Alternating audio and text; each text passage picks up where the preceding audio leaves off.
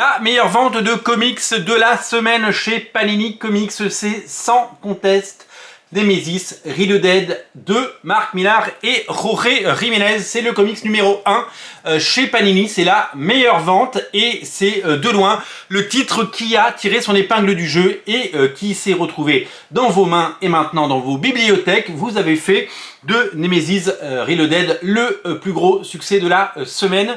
Vous avez fait de Nemesis Reloaded le comics numéro 1 chez Panini et nous allons aujourd'hui regarder pourquoi ce titre est un succès, pourquoi ça marche et pourquoi vous êtes fidèle à Mark Millar. Bienvenue dans ce nouveau numéro de la loi du marché des comics, cette émission où nous analysons ensemble les succès, les tendances et l'état de ce marché qu'on adore et qui nous passionne.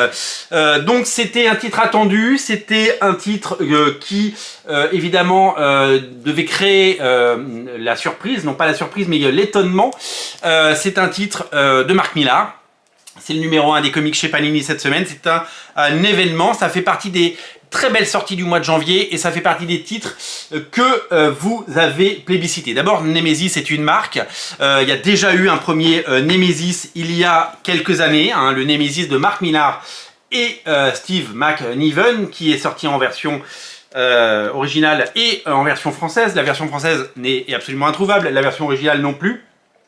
Ils ne sont plus édités et a priori ils ne seront pas réédités parce que Nemesis Reloaded c'est un reboot. C'est un reboot, plus qu'un relaunch, c'est un reboot. Ils reprennent le même concept, le même personnage, mais ils racontent une meilleure histoire parce que Nemesis, premier du nom, c'était pas forcément le meilleur comics, et en tout cas le plus abouti de Mark Millar. Il y avait des choses qui ne passaient pas. Et puis Mark Millar a voulu intégrer ce personnage à un plan beaucoup plus grand et vous le découvrirez dans les pages de Big Game, le crossover qui sortira en juillet 2024 chez Panini Comics.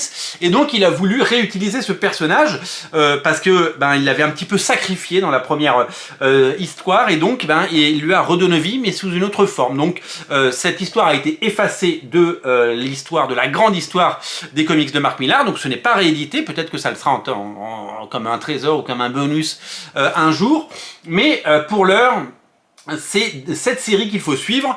Cette série donc repart à 2-0 sur ce personnage de Nemesis. La série de Mark Millar, une des séries cultes qui aura un impact très fort sur le reste de l'univers de Mark Millar. Vous le découvrirez bien assez tôt. Mark Millar, c'est qui? Mark Millar, c'est un auteur écossais, c'est un auteur à succès. Il a créé son univers, il a créé ses propres séries, il a créé des dizaines de propriétés intellectuelles nouvelles et il a ensuite revendu une partie de son catalogue à Netflix. Il y a des titres qui ne font pas partie du deal à Netflix comme Kick-Ass, Kingsman, Hit Girl. Ça, ce sont des titres qu'il a gardés. Il a vendu tout le reste de son catalogue, notamment donc Nemesis, mais aussi ses séries stars comme Magic Order, dessiné par Olivier Coipel, comme Jupiter's Legacy, bien entendu, et puis toutes les séries qu'il a pu faire, Huck, les séries comme Kingsman, pardon, non, Kingsman ne fait pas partie du deal, mais King of Spies, etc., etc., Sharky, Superior, toutes ces séries font maintenant partie de l'univers de Netflix et certaines des séries sont adaptées. On a déjà vu les adaptations de Jupiter's Legacy, Super Crooks et de American Jesus. Déjà 3 adaptations, une 4e devrait être annoncée le 21 mars. C'est la promesse de Mark Millar qui devrait annoncer également ses prochains comics. Mark Millar, c'est toujours des belles ventes, c'est ce qu'on appelle une valeur sûre dans le monde des comics. Il a eu d'énormes succès avec ses séries. Il fait partie des stars, c'est un nom connu, c'est une marque à part entière, c'est une valeur sûre, c'est une valeur refuge. Quand on prend un comics de Mark Millar entre les mains, on a souvent la garantie que ce sera un titre de qualité, on a la garantie que ce sera un bon titre, de passer une bonne lecture, une solide lecture, de ne pas regretter son achat et voilà, c'est comme quand on achète une voiture d'une marque connue et reconnue, c'est comme quand on achète des produits dans son hypermarché avec des marques qu'on aime. Eh bien Mark Millar, c'est un gage de qualité. C'est également une superstar qui a fait ses classes chez DC et Marvel. Chez DC, il a fait Authority et Superman Red Son. Chez Marvel, il a fait les Ultimates. Ultimates, il a fait Ultimate X-Men, il a fait Old Man Logan et Civil War. C'est à lui qu'on doit les meilleures ventes de comics entre 2000 et 2010. Il a surfé sur ces années-là. Et plutôt que de continuer à travailler pour Marvel ou DC, il a pris le virage d'aller du côté du marché indépendant et de proposer ses propres créations, ses propres propriétés intellectuelles et peut-être d'en faire des films et des séries. Kick-Ass est devenu un film, il y en a eu 2 même. Kingsman, il y a eu 3 films au cinéma. Wanted a été un succès incroyable avec Angelina Jolie. Et donc, il y a eu plein d'intérêt pour son travail et qui est connu et reconnu à Hollywood comme dans l'univers des comics. Quand on prend un comics de Mark Millar, on l'achète en confiance. C'est un gage de qualité, c'est l'assurance d'une bonne lecture. Et c'est une des seules stars dans le milieu. C'est-à-dire que quand un titre de Mark Millar sort, on sait que ça va être bien, on sait que ça va marcher, ça rassure le marché, ça rassure les libraires qui les commandent en masse, ça rassure les lecteurs qui attendent les nouveaux titres, les nouveautés de cet auteur. Voilà, comme tous les grands auteurs, en fait c'est comme quand il y a des stars de cinéma, au cinéma, quand on attend le nouveau Tom Cruise, le nouveau Mission Impossible, on attend le nouveau Top Gun Maverick numéro 3. On attend le nouveau film avec Brad Pitt ou Leonardo DiCaprio, le nouveau Margot Robbie, le nouveau, que sais-je, Dwayne Johnson. Mark Millar, il fait partie de ces stars-là au niveau des comics, c'est-à-dire que il a des followers, il a des suiveurs, il a des fans, et les gens achètent aveuglément et sans hésiter, parce que ces titres sont souvent en rupture et donc ils sont très recherchés. Ces titres et ces comics, si bien qu'il a pu renégocier son deal, il a quitté Image Comics, vous le savez, pour Dark Horse Comics. Même si les héros ne lui appartiennent plus mais appartiennent à Netflix, il continue d'écrire ses histoires et d'insuffler autant de passion qu'il peut. Ce sont toujours des titres très attendus, et c'est ça la force de Mark Millar, c'est d'arriver à événementialiser les comics qu'il produit et faire en sorte qu'on les attend et qu'on ait envie de les acheter. C'est le roi du buzz, c'est le roi du marketing, il sait se vendre et il sait faire naître l'envie, le désir et l'attente sur toutes ses créations. Et c'est un des rares auteurs dont on attend évidemment le nouveau numéro, et à chaque fois c'est un succès. Quand il a sorti Ambassador qui arrive en février chez Panini Comics, Ambassador, ça a été, si vous voulez, un titre qui a vraiment cartonné, si bien qu'il y a eu des seconds tirages très vite de tous les numéros, parce qu'il a travaillé avec les meilleurs artistes, on va en parler, et que il a su créer du média, il a su attirer la lumière vers lui, il a su faire en sorte que les gens s'intéressent à ces titres. Chaque nouveau titre de Mark Millar est attendu, et on est souvent là d'ailleurs pour en parler. Alors c'est un auteur qui a fait ses preuves, on l'a dit, avec tous les titres et tous les succès qu'il a eu.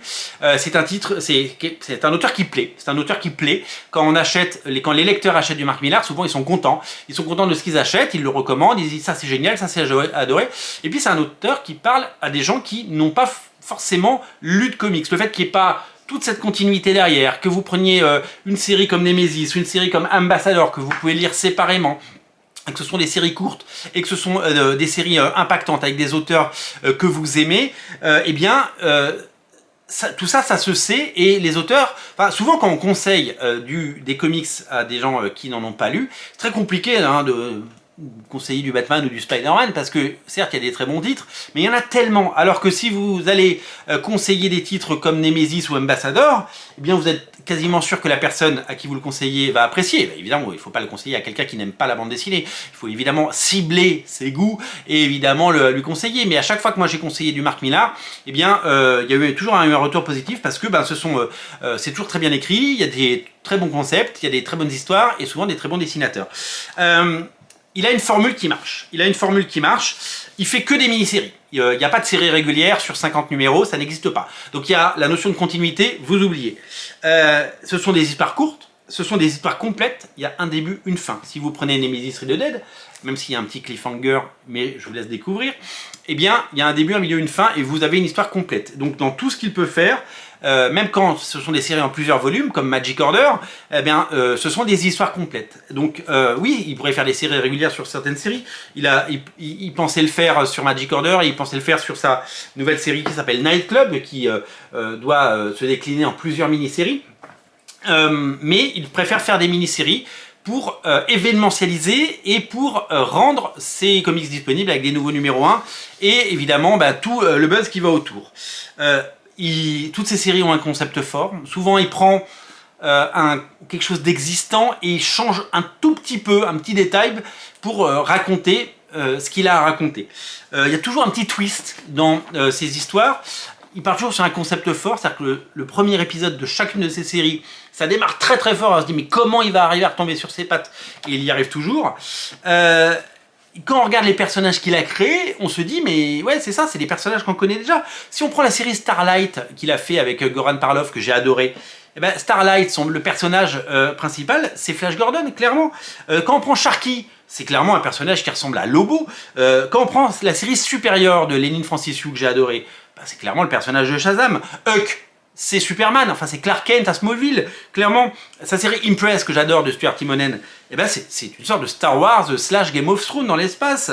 Quand on regarde son King of Spies avec Matteo Scalera ou son Kingsman, qu'il a fait, qui s'appelait The Secret Service et qui maintenant s'appelle Kingsman au cinéma, eh ben, c'est clairement un hommage à James Bond. Donc il reprend des concepts qu'on connaît et il raconte ses propres histoires avec ses propres personnages. Et de fait, il n'invente rien, mais il réinvente des grands mythes pour se les approprier et surtout créer des propriétés intellectuelles nouvelles. Des propriétés intellectuelles qui sont bien entendu originales et souvent très intéressantes. Sa formule, c'est également débaucher des artistes stars. Il a débauché les meilleurs.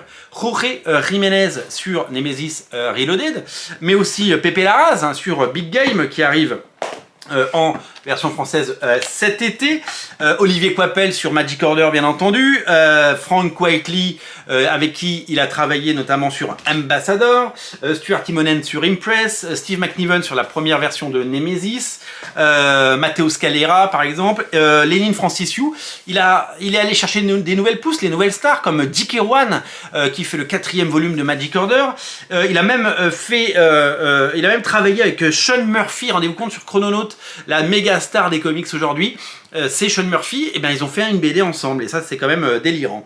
Il a même fait revenir des légendes qu'on voyait plus beaucoup dans les comics pour travailler avec eux. Je pense à Travis Charest, bien entendu, qu'il a fait revenir sur Ambassador, qui n'avait pas fait de comics depuis 20 ans, ou Dave Gibbons sur Kingsman. Dave Gibbons, il a toujours voulu travailler avec Dave Gibbons parce qu'il était fan dans les années 80 de ce dessinateur, et dans les années 2000, ils ont fait Kingsman ensemble.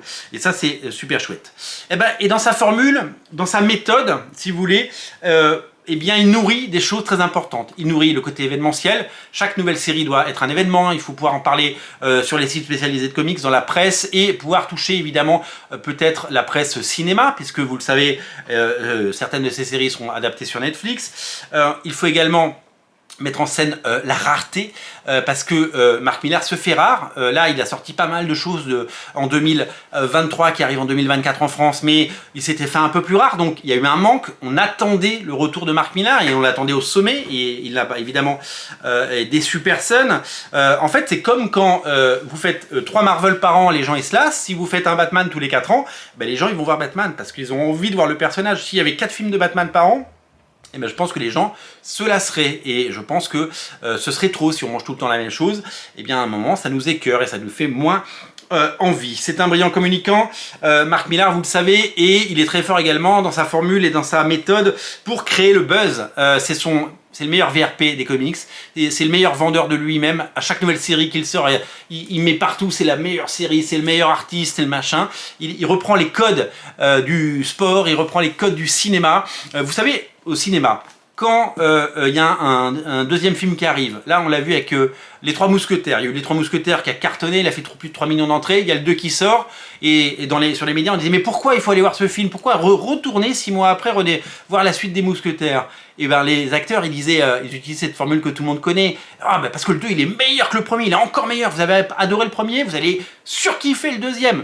C'est pareil quand il y a un numéro 2, quand Tom Cruise fait sa promo aux États-Unis pour parler d'un Mission Impossible, il dit toujours que c'est encore plus spectaculaire, c'est encore mieux. Il dit on a cartonné pas avec le 6, mais avec le 7 vous allez voir c'est encore mieux, on a eu encore plus d'idées, encore plus de trucs.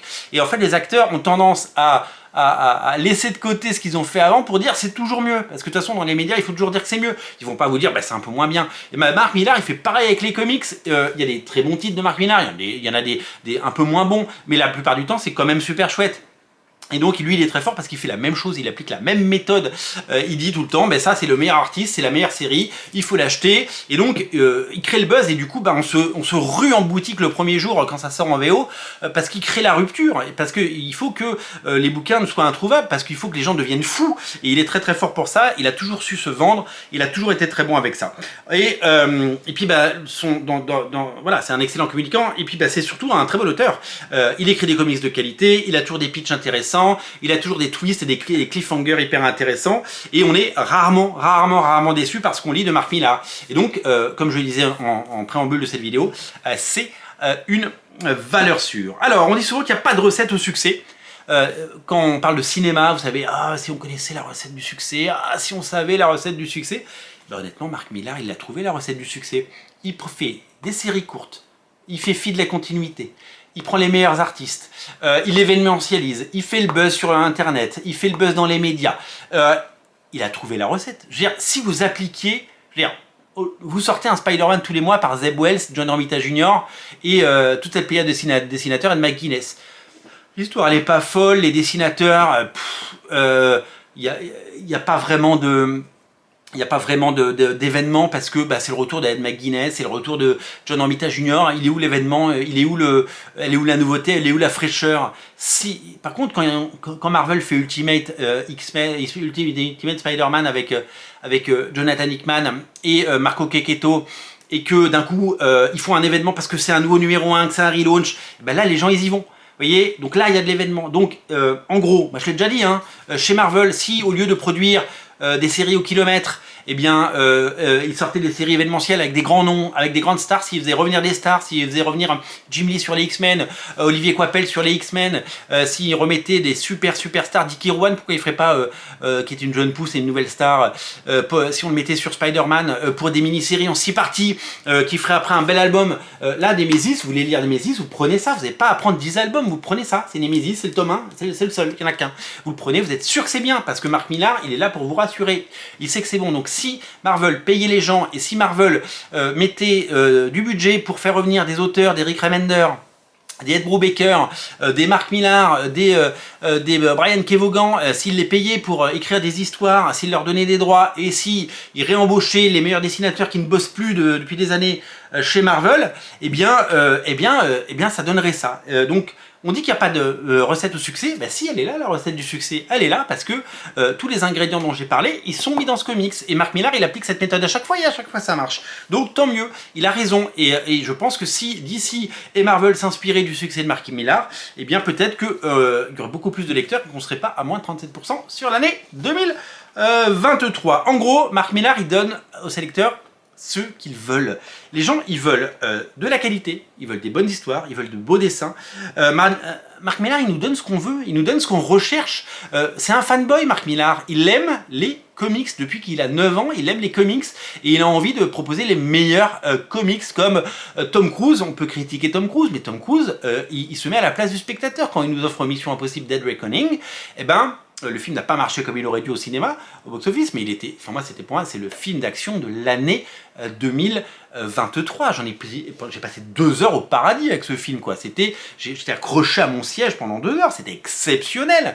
Et ben, cette version grand public, populaire, des comics et du cinéma, eh bien, Tom Cruise l'a au cinéma et Mark Millar il l'a dans les comics, et ça c'est énorme. Il est à l'écoute, il innove, il propose, il va chercher les meilleurs, il débauche les meilleurs auteurs, il fait naître des séries, il crée des propriétés intellectuelles.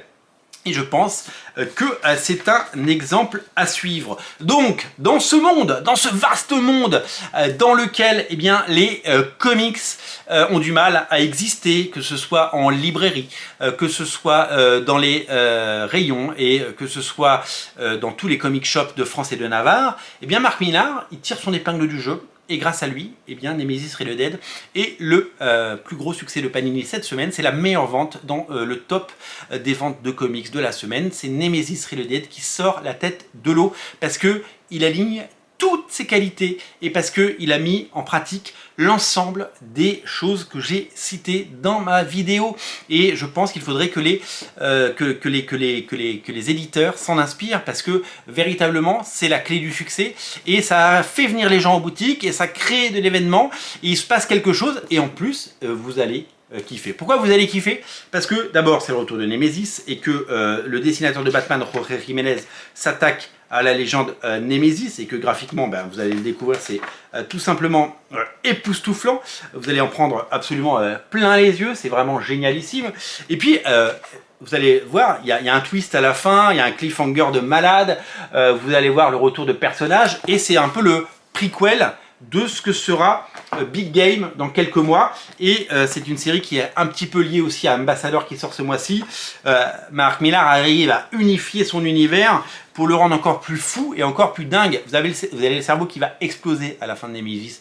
Il va faire poum votre cerveau. Il va sortir enfin, vous allez adorer. Vous allez en prendre plein les yeux et vraiment vous allez kiffer parce que parce qu'il s'est pas moqué de nous, Mark Millar. Il revient avec Nemesis, il reboot Nemesis, il en fait un personnage cool, il en fait une série pleine d'action, d'humour, de provocation, il en fait une série qui va à 100 à l'heure, il en fait une série super cool, avec un cliffhanger de dingue à la fin, et avec l'envie d'en lire plus, et il a réussi à toucher son objectif, et à nous toucher, nous, au cœur, simple lecteur, parce qu'on en redemande. Donc, si vous vous posez la question de savoir pourquoi Nemesis Reloaded est le comics numéro 1 chez Panini cette semaine, et bien tout simplement parce qu'il applique les méthodes et qu'il applique une formule que Mark Millar a créée. Voilà, les gens veulent de la qualité, Mark Millar leur offre de la qualité et il leur offre de bons comics, des comics qu'on a envie de lire, des comics qu'on a envie de prendre en main, des comics qu'on a envie de ramener chez soi, des comics pour lesquels on est prêt à payer 19, 20, 30, 20, 21 euros, je me souviens plus du prix de Nemesis Reloaded, mais c'est dans ces eaux-là. Ouais, vous allez dépenser 20 balles pour ce titre, mais vous allez prendre une claque, vous allez adorer et vous allez prendre un plaisir fou à découvrir ce titre qui eh bien, va toucher un maximum de lecteurs, parce que Mark Millar, on le sait, c'est du succès. On le sait que Kick-Ass a cartonné au moment de la sortie du film et qu'il y a eu plus de 25 000 lecteurs. On le sait que Jupiter's Legacy fait partie des plus gros succès de Panini, de Mark Millar chez Panini en France. Et on le sait que Magic Order s'est vendu, mais over the top quand j'étais chez Original Comics. C'était la meilleure vente des titres de Mark Millar. On en a vendu des centaines et des centaines. C'était un véritable phénomène de Magic Order avec Olivier Coipel. Et ben celui-là va aller très haut, il va monter très haut, c'est une valeur sûre. Et vous allez, Panini va en vendre maintenant, ils vont en vendre, vous allez en vendre en février parce qu'il y a Ambassador qui sort, et en juillet parce qu'il y a Big Game.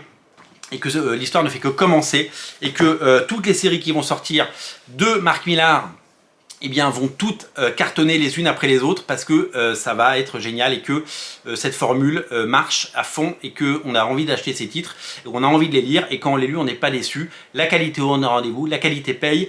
Je pense que tous les éditeurs devraient s'inspirer de cette méthode. Maintenant, ce n'est pas moi qui décide, bien entendu. Je vous le souhaite seulement de découvrir ce titre et de l'aimer comme je l'ai aimé parce que c'est tout simplement génial. Et je peux vous le dire, hein, je vous ai dit ça très franchement, je n'ai pas aimé le premier Nemesis, la première version, je trouvais ça brouillon, je trouvais ça grossier, je trouvais ça malsain et je l'ai pas du tout aimé. Je l'ai relu récemment pour m'en convaincre.